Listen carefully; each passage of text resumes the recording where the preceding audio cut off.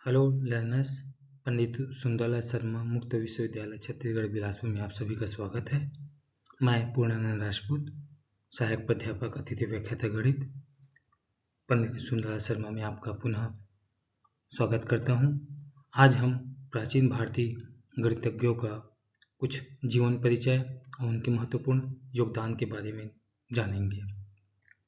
वैसे तो हमारे प्राचीन भारतीय गणितज्ञों ने पूरे विश्व में अपनी योग्यताओं का छाप छोड़ के रखा है।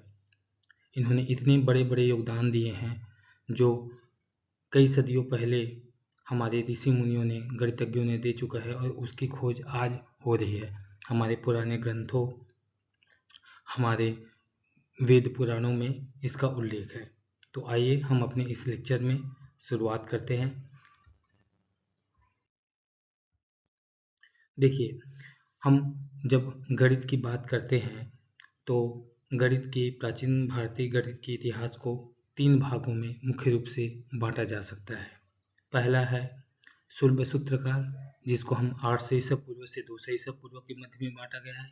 इसमें जियोमेट्री का, जैसे ट्रायंगल हो गया, रेक्टेंगल हो गया, सर्कल हो गया, ठीक है, पैराबोला हो गया, हाइपरबोला, इस टाइप की जितने भी जियोमेट्री हम लोग आज अपना पढ़ाई करते हैं या फिर दैनिक जीवन में उपयोग में लाते हैं, चाहे आर्किटेक्ट के क्षेत्र में हो, चाहे सिविल के क्षेत्र में हो, चाहे घर बनाने या फिर किसी भी, जैसे कि जो हम लोग का उपयोग में आते रहता है, डेली जीवनचर्या के रूप में आते रहता है। कहीं ना कहीं हम जितने भी हम लोग आज आविष्कार करते हैं उसमें जियोमेट्री का उपयोग करते हैं।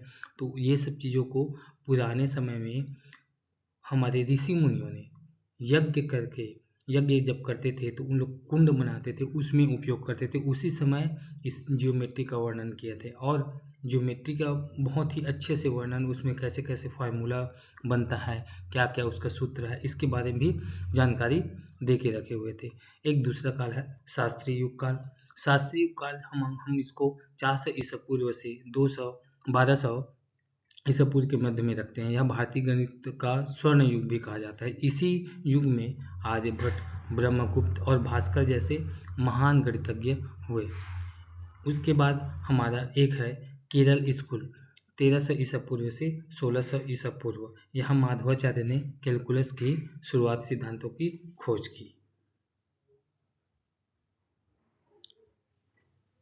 ठीक है, तो आगे हम लोग केरल स्कूल के बारे में देखिए कि इसमें माधवाचार्य ने कैलकुलस, जो हम लोग का लिमिट हो गया, कंटिन्यूटी हो गया, ठीक है, डिफरेंशिएबिलिटी हो गया, इसकी खोज 1300 ईसा पूर्व से 1600 ईसा पूर्व के मध्य में ही किया जा चुका था।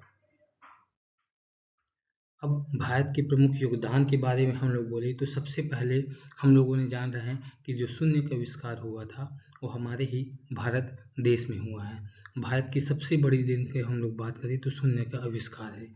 आर्यभट्ट ने शून्य की अवधारणा दी थी और बाद में आगे चल के ब्रह्मगुप्त हमारे एक प्राचीन गणितज्ञ हुए। उन्होंने गणितीय संख्याएं जैसे जोड़ घटाव आदि करने का नियम भी बनाया है। भारत में ही दशमलव प्रणाली का विकसित हुआ है। डेसिमल प्लेस वैल्यू सिस्टम का ही हम लोग इजाद करने वाले हैं। हमारे ही ऋषि मुनि ने, प्राचीन गणितज्ञों ने ही डेसिमल प्लेस वैल्यू सिस्टम को बनाया है, जिसे आज पूरी दुनिया इसे इस्तेमाल करते हैं। ऐसा माना जाता है कि जीरो और दशमलव प्रणाली के बिना, जैसे जो रॉकेट साइंस भी हम लोग पढ़ते हैं ना जी, उसमें भी इसका बहुत कंट्रीब्यूशन हो, बहुत बड़ी योगदान है। अब आगे हम लोग देखते हैं त्रिकोणमिति। आर्यभट्ट ने ही साइन, जिसको हम लोग ज्या, और कोसाइन, जिसको हम लोग कोज्या कहते हैं, इसको आर्यभट्ट ने ही अरबों पहले इसको लैटिन में जैसे साइनस को साइन कहा जाता है, उसको हम लोग का आर्यभट्ट ने ही इजाद किया था, खोज रखा हुआ था। बीजगणित या अलजेब्रा का प्रयोग जो है हमारे ऋषि मुनियों द्वारा या हमारे प्राचीन गणितज्ञों द्वारा यहीं पे ही खोजा गया था। बाद में जाके ये अलजब्र बना, ठीक है, इस चीज़ को हम लोग देखेंगे। पाइथागोरस प्रमेय कभी यहीं पे ही हमारे प्राचीन गणितज्ञों द्वारा ही खोजा गया है, जिन्हें बोधायन ने अपने सुलभ सूत्र में पाइथागोरस प्रमेय का उल्लेख किया है। हमको पता है कि पाइथागोरस थ्योरम क्या होता है। जैसे एक ट्रायंगल है जिसमें एक आधार है, एक लंब है और एक कर्ण है, तो क्या होता है, कर्ण का वर्ग बराबर लंब का वर्ग प्लस आधार का वर्ग।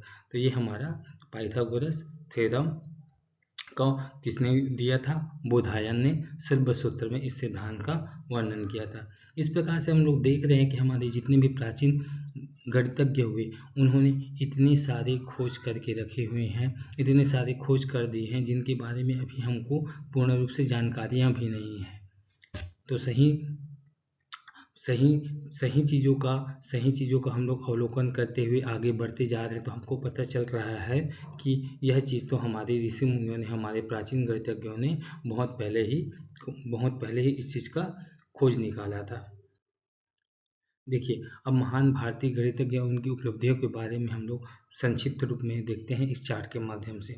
तो जैसे कि हम अपने बाएं तरफ देख सकते हैं गणितज्ञ का नाम है, और बीच कॉलम में देखिए उनके प्रमुख कार्य है, तथा लास्ट तरफ देखिए उसके योगदान के बारे में दिया गया है।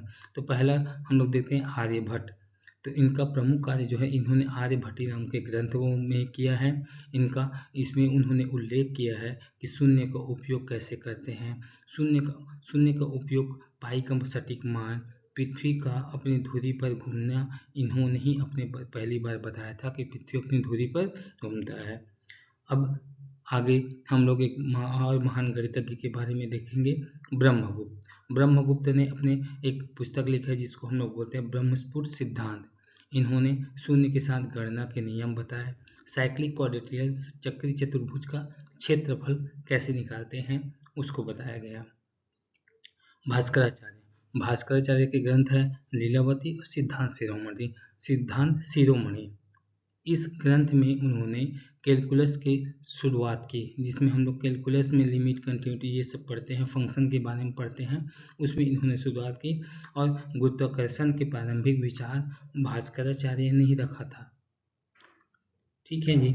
अब श्रीनिवास रामानुजम, इन्होंने सबसे बड़ा योगदान इनका नंबर थ्योरी पे किया जाता है। आधुनिक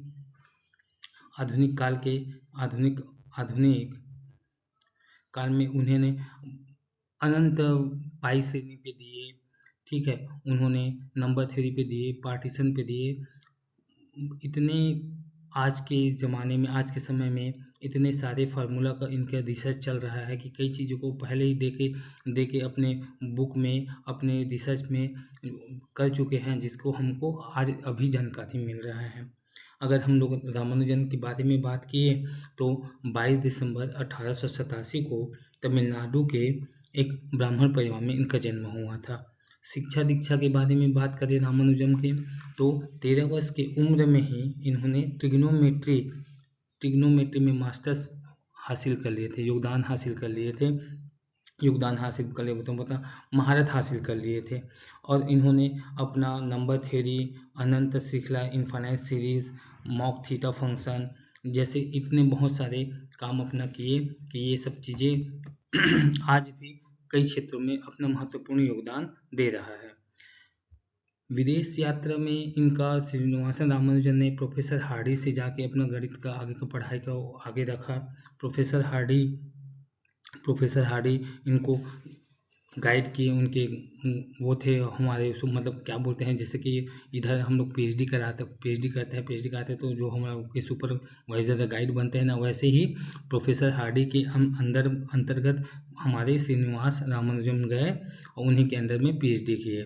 पीएचडी मतलब गणित के रिसर्च के बारे में आगे उन्होंने काम किया। ये सब जो हम लोग बात कर रहे हैं 1918 के बीच की बात है। इनको रॉयल सोसाइटी ऑफ लंदन के सदस्य भी बनाया श्रीनिवास रामानुजम के बारे में इतने उल्लेख हैं, इतने रिसर्च है कि हम लोग गणना करें तो कई चीज़ों को आज भी पता नहीं लगा पाए हैं कि इनकी ये जो फार्मूला दिया गया है यह कैसे आया है।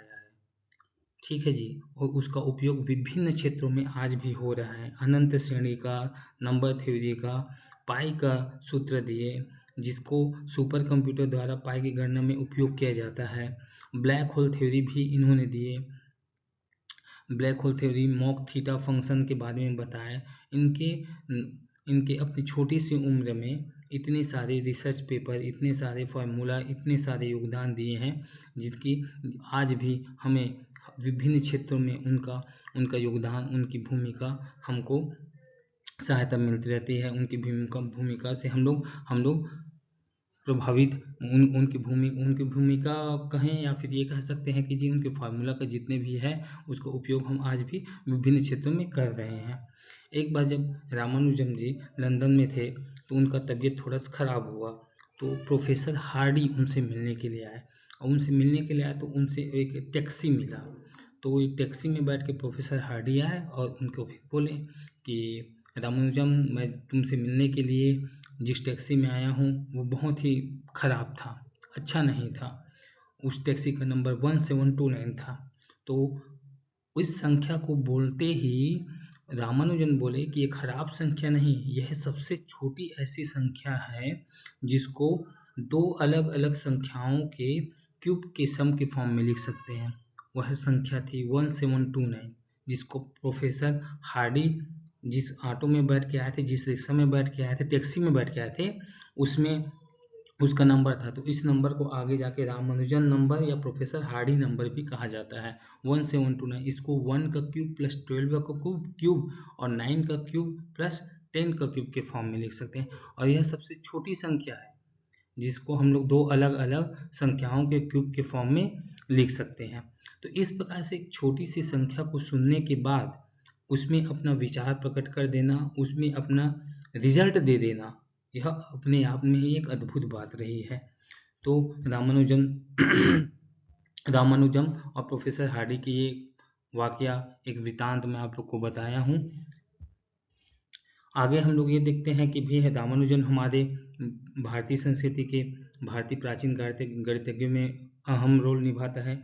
इसी कारण से हम लोग जब 22 दिसंबर की बात आती है तो 22 दिसंबर को राष्ट्रीय गणित दिवस भी मनाया जाता है, इन्हीं की याद में, इनके जन्मदिवस की याद में। उसी नंबर को टैक्सी कैब नंबर भी कहा जाता है, 1729 को। ठीक है जी, आगे देखते हैं, कुछ विस्तृत रूप में इन्हीं महान गणितज्ञों के बारे में और देखते हैं। जैसे आर्यभट्ट, तो आर्यभट्ट के बारे में हम लोग जान चुके हैं। इन्होंने शून्य की मेन अवधारणा दी है और यह बताया कि यह बताया कि पृथ्वी जो है अपनी धुरी पर घूमती है। इनका आर्यभट्टीय और आर्य सिद्धांत नाम के 2 ग्रंथ हुए हैं जो इनके प्रमुख कार्य है। इन्हें भारतीय गणितज्ञ का पितामह भी कहा जाता है, याद रखेंगे लर्नर्स। ब्रह्मगुप्त का कार्यकाल 598 ईस्वी से 668 ईस्वी तक रहा। यह उज्जैन के, जो मध्य प्रदेश में है, यह उज्जैन के अंतरिक्ष वेधशाला के प्रमुख थे। प्रमुख कार्य के बारे में बात किया जाए तो ब्रह्म स्फुट सिद्धांत इनके प्रमुख कार्य है। शून्य के साथ गणना कैसे करते हैं, साइक्लिक क्वाड्रेटिक का क्षेत्रफल कैसे निकालते हैं, ब्रह्मगुप्त ने ही पहली बार दुनिया के सामने रखा। भास्कराचार्य, मध्यकालीन भारत में सबसे प्रसिद्ध जो गणितज्ञ थे वो थे भास्कराचार्य। सिद्धांत शिरोमणि, जिसके भाग है लीलावती, बीजगणित, ग्रह गणित और गोलाध्याय, यह इनके प्रमुख ग्रंथ है, प्रमुख कार्य है। इसी में उन्होंने कैलकुलस के शुरुआती सिद्धांत और गुरुत्वाकर्षण के बारे में पहली बार हमारे ही प्राचीन भारतीय गणितज्ञ द्वारा बताया गया कि गुरुत्वाकर्षण नाम का कुछ चीज होता है, ये ऐसे काम करती है। न्यूटन के सदियों पहले की यह बात है जी, न्यूटन की सदियों पहले की बात है। होता क्या है, हमारे प्राचीन भारतीय गणितज्ञों के पास ज्ञान था, सब चीज़ हम लोग पहले से ही जानते थे, लेकिन जैसे कि देश उस समय लोगों तक पहुंचा पाना असंभव था। जैसे न्यूटन ने खोजा तो पूरे दुनिया में पहुंच गया, रिसोर्सेस बहुत थे, ठीक है, लेकिन सभी चीज़ों का आविष्कार हमारे प्राचीन भारतीय महान गणितज्ञों द्वारा ही पहले, कई सदियों पहले ही यहीं पे हर काम को कर चुके हैं। अब आगे देखते हैं बोधायन के बारे में। तो बोधायन के बारे में देखते हैं तो बोधायन लगभग 800 ईसा पूर्व, इन्होंने शुल्ब सूत्र का अपने ग्रंथ को नाम दिया है। शुल्ब सूत्र का सबसे पुराने लेख माना जाता है, जिसी में ही पाइथागोरस प्रमेय, पाइथागोरस जन्म के पहले की बात है। बताइए जी, हमारे ऋषि मुनियों का योगदान। पाइथागोरस प्रमेय का वर्णन इसी में ही किया गया है और इन्होंने पाई का बहुत ही सटीकता से मान निकाला, जिसका मान 3.141 करके हम याद रखते हैं 22/7 के समतुल्य होता है। पाई का मान एग्जैक्ट इक्वल नहीं होता है, उसके समतुल्य होता है। इस प्रकार से इन्होंने ही पहली बार पाइथागोरस प्रमेय का वर्णन किया था, पाइथागोरस के जन्म से कई सालों पहले, और पाई का मान को भी बुधायन द्वारा ही पहले ही दे चुका गया था। वराहमिहिर वैसे तो एक ज्योतिष थे, लेकिन गणित में इनका योगदान अतुलनीय है। इनके प्रमुख कार्य के बारे में बात करें तो पंच सिद्धांतिका और ट्रिग्नोमेट्री के महत्वपूर्ण सूत्र दिए, जिसके पास्कल ट्रायंगल, देखिए पास्कल ट्रायंगल आप देखेंगे तो बाद में जाके ब्लेस ट्रायंगल हो जाता है, तो ब्लेस पास्कल ट्रायंगल के पहले ही इन्होंने अपना हम लोग का जो ट्रायंगल है उसको दे चुके थे। गणितीय पैटर्न रहता है, जैसे कि रामानुजम ने एक वो पार्टीशन पे भी बहुत काम किया था।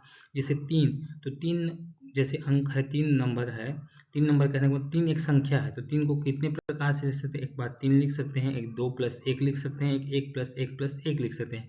तो 3 का पार्टीशन कितना हुआ, 3। ऐसे ही उन्होंने पार्टीशन पे बहुत ही अच्छा काम किया। एक बार उनके फार्मूला भी दिए हैं, जिनका उपयोग आज बहुत ही विभिन्न क्षेत्रों में किया जाता है।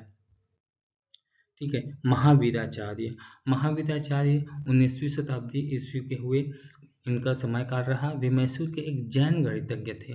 प्रमुख कार्य के बारे में बात किया जाए तो महावीराचार्य गणित सात संग्रह ग्रंथ इनका प्रमुख कार्य है। इसी में ही इन्होंने सबसे पहले लघुत्तम समापवर्त निकालने की विधि बताई और बोला कि ऋणात्मक संख्याओं के वर्गमूल का अस्तित्व को नकारा था इन्होंने। जैसे हम लोग √2 लिखते हैं, √4 लिखते हैं, √3 लिखते हैं, तो इन्होंने कहा कि निगेटिव में √3, √-5, √-7 इस प्रकार की संख्याओं का अस्तित्व नहीं है। आगे हम लोग अब के समय में जान रहे हैं कि रूट नेगेटिव में क्या लग जाता है, आयोटा लग जाता है, इमेजनरी लग जाता है। पिंगल हुए, जिनका समय काल 300 ईसा पूर्व से 200 ईसा पूर्व है। वे छंद शास्त्र के रचयिता थे, लेकिन उनके कार्य में गहरा गणित छिपा हुआ है। योगदान के बारे में बात करेंगे तो इन्होंने बाइनरी नंबर सिस्टम की नींव रखी, जिसे आज कंप्यूटर विज्ञान का आधार माना जाता है। उन्होंने मेरु प्रस्तार ट्रायंगल का भी उल्लेख किया है। श्रीधराचार्य, इनका समय काल रहा 8वीं से 9वीं शताब्दी ईसा पूर्व। वे अपनी स्पष्ट गणना पद्धति के लिए जाने जाते हैं। प्रमुख कार्य त्रिशतिका और पाटीगणित है, जो आज हम लोग द्विघात समीकरण या क्वाड्रेटिक इक्वेशन कहते हैं। तो जो क्वाड्रेटिक इक्वेशन होता है ax² bx + c = 0, इसको हल करने के लिए एक फार्मूला यूज करते हैं, x = -b ± b² - 4ac/2a। यहाँ आप इमेज में देख सकते हैं। यही श्रीधराचार्य सूत्र के नाम से जाना जाता है। एक है माधवाचार्य। माधवाचार्य को केरल स्कूल ऑफ मैथमेटिक्स के संस्थापक भी माने जाते हैं। यह उनके संस्थापक भी हैं। योगदान इन्होंने अनंत श्रेणी साइन और कोसाइन के लिए दी, जिन्हें माधव न्यूटन सीरीज के नाम से भी जाना जाता है। इस प्रकार से हम लोग यहाँ पे